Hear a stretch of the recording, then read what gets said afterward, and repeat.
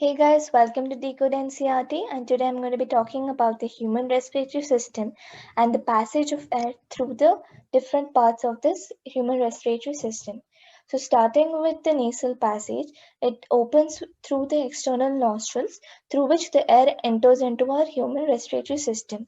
So our nasal cavity is lined with fine hair and also has a mucus coating present throughout it, which helps in the trapping of the various kinds of dust particles in the microbe that are entering with the air.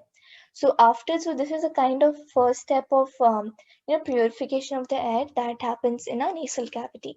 So after the air passes through the nasal cavity, it enters into a pharynx, and from the pharynx it passes through the glottis, which is guarded by an epiglottis, which is nothing but a thin flap-like structure that is present over the glottis that prevents food particles from entering into the respiratory tract and also prevents air from entering into the esophagus by covering it whenever we are breathing or eating, depending on the need. So after the air passes through the pharynx, it enters into a larynx, and the larynx is also known as a voice box. So the larynx contains something known as vocal cords, which are nothing but kind of cartilages or cartilages present here that help in the production of voice. So we all know that females produce high pitch sound and males produce low pitch sound. So after the air passes through the larynx, it enters into a trachea. So a trachea is a 10 to centimeter long tube that is lined by incomplete rings of cartilages.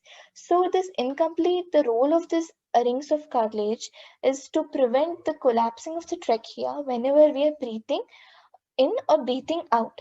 So now after the air passes through the trachea, the trachea divides into two different branches known as bronchi, and this bronchi enters into our lungs. So lungs are two spongy like light pink color structures that are present inside our rib cage, and these help in so the lungs are enclosed in the ribs that provided a kind of protection, and also below the lungs there is a kind of a muscular flap-like structure that is present throughout the lungs. That is a kind of covering that it gives as a base, known as a diaphragm, that helps in increasing the thoracic volume or the lungs cavity or the lungs capacity whenever we are breathing in or breathing out, to increase the amount of air we breathe in or breathe out.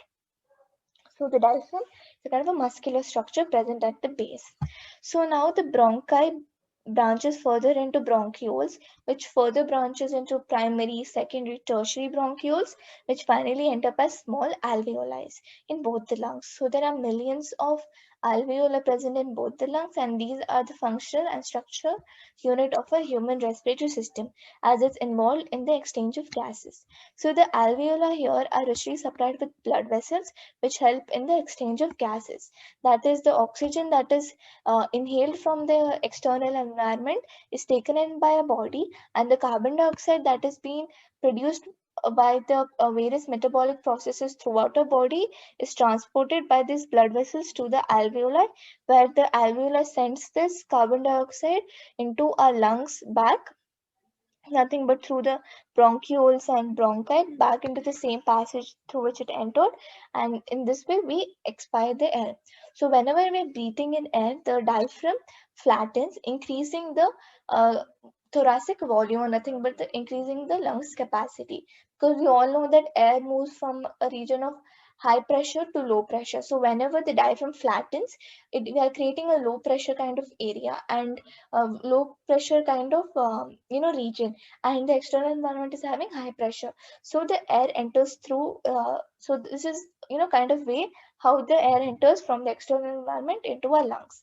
And whenever we are respiring out or breathing out, the diaphragm again contracts, that is increasing the that is here now it is decreasing the thoracic volume, or nothing but decreasing the lungs capacity here, or the lungs carrying volume.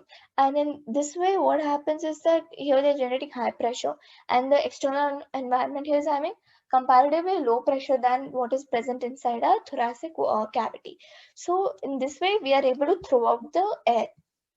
Now, we all know that, there is some kind of a residual volume present in our lungs, even if we are not breathing, or even if we are breathing or we are not breathing, to prevent the lungs from collapsing. And it's even present in our trachea also for the same reason, to prevent it from collapsing, apart from the rings of cartilage that it has.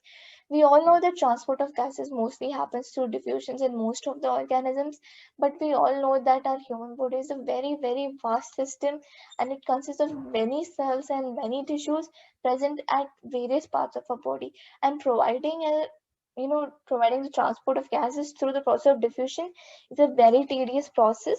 So our to ease this process, our RBCs are nothing but red blood corpuscles contain a pigment known as hemoglobin. This hemoglobin has very high affinity for carbon dioxide and helps in the transport of gases. And this pigment also gives our RBCs that particular red color. So this is our human respiratory system explained in simple words. If you want me to do any more videos on any more specific topics, please put it in my Instagram profile, or put a comment down in the comment box. Please do like, share, and comment on my videos, and don't forget to subscribe to my channel Decode NCRT. So that's all for today's videos. I hope you have learned and enjoyed watching this video. So take care, stay safe, bye.